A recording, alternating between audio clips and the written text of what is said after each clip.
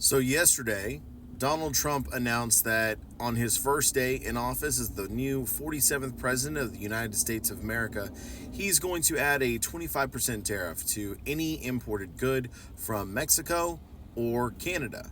And he's going to add a 10% tariff to any good coming from China. So, how's this going to help the economy? It's not. But this is what Americans voted for, right? How did Kamala lose? Let's talk about it.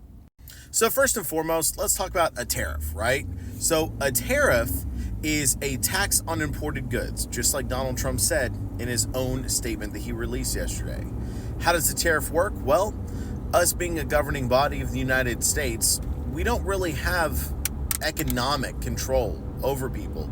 So if we don't have economic control over other countries, then what we do have economic control over is their goods that come into this country.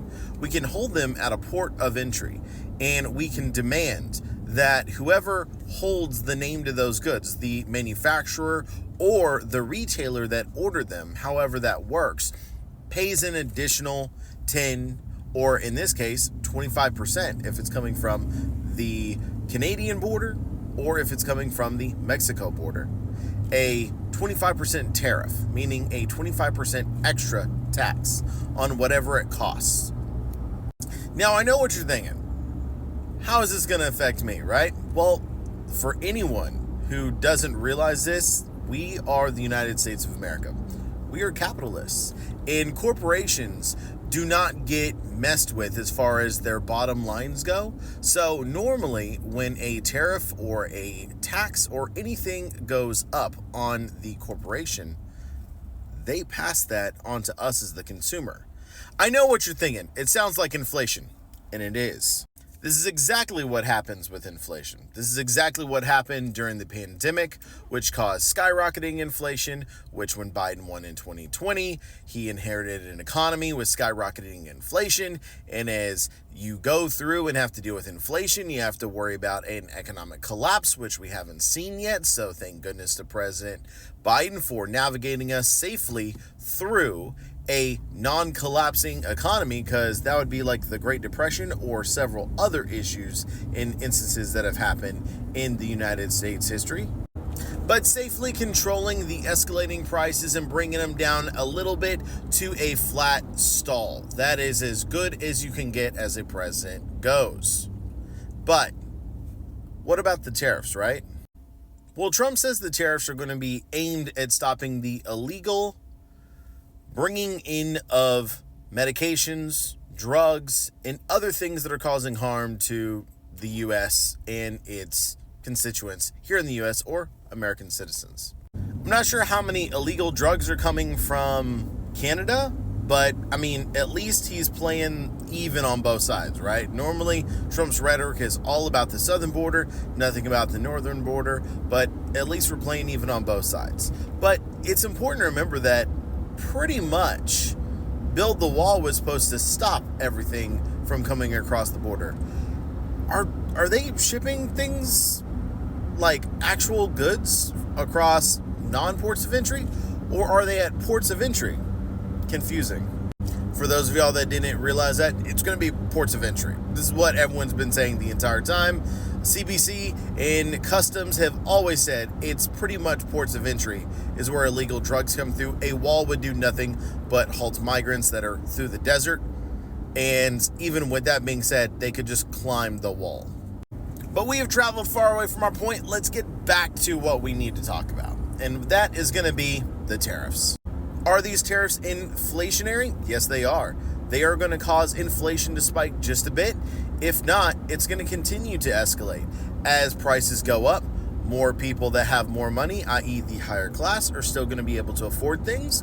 They're going to still be able to purchase things that the lower classes cannot purchase, and therefore eventually the middle class and the upper class will still continue to buy things. Corporations will still charge more money and more money and more money because they can, because that's how capitalism works. And eventually the middle class will be priced out, and then it will all be for the upper class. Now, that is inflationary because you've completely taken a product that was affordable by all classes and now made it an elite product that only the high and upper classes can obtain. That is inflation at its best, textbook, and most raw form. Now, how did Kamala Harris lose the 2024 election if Republicans and Americans and even some Democrats voted for Trump because he was going to be better on the economy? Americans are stupid. That's why Kamala Harris lost. Americans are stupid. Republicans, or what I like to say is Retrumplicans, because I am a Republican and I do not support Trump in any way, shape, or form. Republicans, or Retrumplicans, are some of the most stupid. They believe the rhetoric that Trump says. They also are wishy-washy. They don't really have solid core beliefs because their beliefs change. When they talk about protecting women, they're okay with removing protections from women, and they're okay with, electing people who have been convicted of SA and putting them into positions of power. And that's just something that Republicans do, and we gotta get around that. That's just something that we as Americans have learned to accept, and it's not acceptable, and we've got to stop that. But for the Democrat side, they were really interested in pushing, women were on the ballot. Women's rights were on the ballot, which is true. I voted for Kamala Harris not only because women's rights were on the ballot, but because she would have been the first female president, and I was completely fine with having a first female of color as president as well. But women's rights is really what made me vote, because I have 2 daughters and I care about their rights. So that's why I voted for her, along with several other issues like economic policies, and pretty much boiled down to not Trump as well. But Democrats pushed this agenda over any of the other agendas that were out there, the hard-hitting facts. They did hit on the hard-hitting facts. They did talk about them. But the big thing that should have been brought up is that we did not have a fair primary to select someone to replace Joe Biden. Also, the Democrats rallied behind Joe Biden after he said he was only going to be a one-term president. And I personally like Joe Biden. I think that he's a great president. I think that he did the best job that he could. And I think that that was pretty much a better job than most people would be able to do. I don't have any issues with Joe Biden whatsoever, other than the fact that he has some classified documents here and there, and I just don't understand how presidents are allowed to have those. And, of course, that he said he was going to be a one-term president, and yet he lied to the American people.